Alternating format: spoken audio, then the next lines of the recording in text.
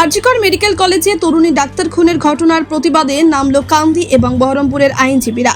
আরজিকর কাণ্ডে জড়িত দোষীদের কঠোরতম শাস্তির দাবিতে প্রতিবাদে মুখর হয়ে উঠেছে গোটা রাজ্য। এবার দ্রুত বিচার প্রক্রিয়ার দাবিতে পথে নামলেন কান্দি ও বহরমপুরের আইনজীবীরা। মুর্শিদাবাদ জেলার কান্দি মহকুমা আদালতের বার অ্যাসোসিয়েশনের পক্ষ থেকে শনিবার কান্দি মহকুমা আদালত থেকে শুরু করে কান্দি শহরের বিভিন্ন এলাকায় প্রতিবাদ মিছিলের আয়োজন করা হয় এবং তরুণী ডাক্তার ছাত্রের খুন, ধর্ষণ এবং তারপরে হাসপাতালের এমার্জেন্সিতে দুর্বৃত্তদের তাণ্ডবের ঘটনায় আইনজীবীদের পক্ষ থেকে প্রতিবাদ জানানো হয়। কান্দির পাশাপাশি বহরমপুরে জেলা আদালত থেকে কয়েকশো আইনজীবী বিক্ষোভ মিছিল করে মুর্শিদাবাদ মেডিকেল কলেজে যায়। সেখানে মেডিকেল কলেজের MSVP-কে ডেপুটেশন দেওয়া হয়।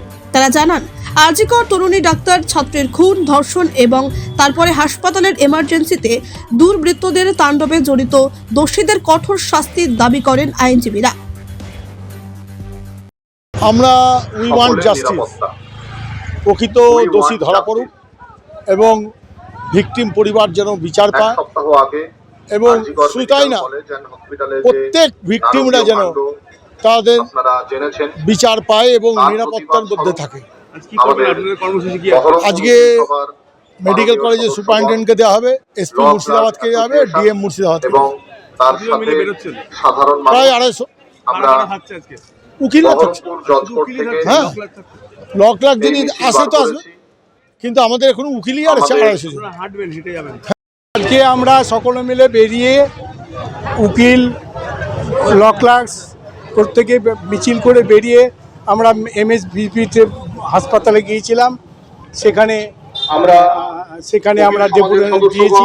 তারপরে DM-এর সঙ্গে আগে কথা বলা ছিল, আমরা DM অফিসে গেলাম, DM বাংলোতে এলাম। এখানে DM বাংলোতে দাঁড়িয়ে আছি, DM সাহেব নেই, কাউকে দায়িত্বও দিয়ে যাননি। কোনো ADM সাহেব যদি থাকতেন তাহলে কাউকে দায়িত্ব তো দিয়ে যাওয়া উচিত, তিনি না দেওয়ার কারণে আমরা আমাদের যে মিছিলে যে এত মহিলা উকিল, ল ক্লার্কস অ্যাসোসিয়েশনের সমস্ত মেম্বার, প্রায় 5000 লোক আমরা এখান থেকে চলে যাচ্ছি। আমরা এখন SP-র অফিসে যাব। এই যে আমাদের প্রোগ্রাম জানা সত্ত্বেও DM-এর না থাকা কিংবা কাউকে চার্জ না দেওয়া, এটা অত্যন্ত দুর্ভাগ্যের। আমরা এটার প্রতিবাদ জানাচ্ছি। শুধু এখন এই ঘটনাটা বলে নয়, আমরা কখনোই রাস্তাঘাটে নিরাপদ ফিল করি না, কারণ এরকম ঘটনা রিপিটেডলি ঘটতে থাকে। এরকম ঘটনা তো আজকে হয়েছে সেটা তো নয়। আমরা এরকম ঘটনা দেখি, আমরা আন্দোলন করি, আমরা প্রতিবাদ করি, আমরা রাস্তায় নামি, দুদিন পরে কি হয় সেই ব্যাপারটা কিন্তু ধামাচাপা পড়ে যায়। আমরা একদমই সেফ ফিল করছি না। শুধু ওয়ার্কিং ওমেন বলে নয়, রাস্তাঘাটে যে কোনো মানুষ, যে কোনো মহিলা যেন সেফ ফিল করে, সেই জন্যই আমরা আজকে ডেপুটেশন দিয়েছি। ইভেন আমরা বলেওছি ওনাকে যে আমরা যাতে সেফ ফিল করি। উইনার্স টিম, উনি বললেন উইনার্স টিমের কথা, কিন্তু আমি তো বলবো যে আমি অন্ততপক্ষে রাস্তায় কিন্তু উইনার্স টিমকে দেখতে পাই না। আমরা যখন বিপদে পড়বো তাহলে আমরা কার কাছে গিয়ে বলবো? আমরা কখনোই এখন তো কোনো মতেই আমরা সেফ ফিল করছি না। এটাই আমরা ওনাদেরকে জানিয়েছি, যাতে আমরা মহিলারা রাস্তায়। আজকে আমরা এক সপ্তাহ আগে যে আরজিকর মেডিকেল কলেজে যে বর্বরচিত ঘটনা ঘটেছে তার প্রতিবাদে, নারী সুরক্ষার দাবিতে আমরা আজকে এই পথে নেমেছিলাম এবং SP সাহেবের কাছে আজকে ডেপুটেশন দিয়েছি এবং আমরা বলেছি যাতে যারা ওয়ার্কিং ওয়েমেন আছে তাদের নিরাপত্তা সুনিশ্চিত করতে হবে, সাথে সাথে প্রত্যেকটা নাগরিকের সুরক্ষা সুনিশ্চিত করতে হবে। এ বিষয়ে আজকে আমরা আলোচনা করেছি এবং দোষীরা যাতে উপযুক্ত শাস্তি পায় তার দাবি জানিয়েছি। বা উনি সেফটি সিকিউরিটির দিকে ধ্যান রাখবেন।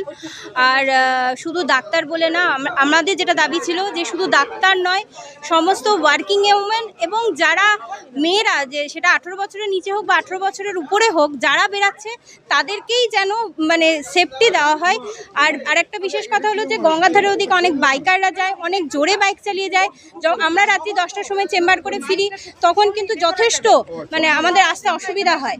সেই দিকটা উনি যেন দেখেন এবং অনেক যে পুলিশের যে টিম ছিল, নারী টিম যেটা ছিল, ওমেন্স টিম যেটা ছিল, সেই টিম মানে তারা সব সময় কাজ করেন সেটা উনি বললেন, কিন্তু আমরা কোনোদিন রাস্তায় সেটা দেখতে পাচ্ছিলাম না। সেটা উনিও বললেন যে আমাদের একজন সহকর্মী সঙ্গীতা ঘটক, উনিও একই কথা বললেন যে কোনোদিন আমরা রাত্রি করে বাড়ি ফিরছি কিন্তু কোনোদিনই আমরা কোনো ওমেন অফিসারকে দেখতে পাই না। কোনোদিন দেখতে পায় না। আর ওই আমাদের একটা সমস্যা যে শুধু আজকে আর.জি. কর মেডিকেল কলেজে এটা ঘটেছে তার জন্য আজকে আমরা প্রতিবাদ করছি, এটা কোনোদিনই যেন না হয়। এই বহরমপুরের যত মহিলা আছে বা যারা ওয়ার্কিং ওম্যান আছে, যারা প্রতিদিন রাত করে বাড়ি সে যে কোনো কাজের হতে পারে, সে যে কোনো মেয়ে মা যেই হতে পারে, যে রাত্রিবেলায় ফিরছে এই ভয়ে যেন আমরা না ফিরি, যে এত রাত হয়ে যাচ্ছে আমরা বাড়ি এখনও ফিরতে পারলাম না, এই ভয়টা যেন কোনো মেয়ে না থাকে, সেটাই আমরা স্যারকে জানিয়েছি। এখন দেখি আমরা রাস্তায় কতটা সেফলি বেরাতে পারি, এটাই আমাদের ইস্যু ছিল। কান্দি থেকে উমার শেখ ও বহরমপুর থেকে শাহিন শেখের রিপোর্ট, চেতনা নিউজ।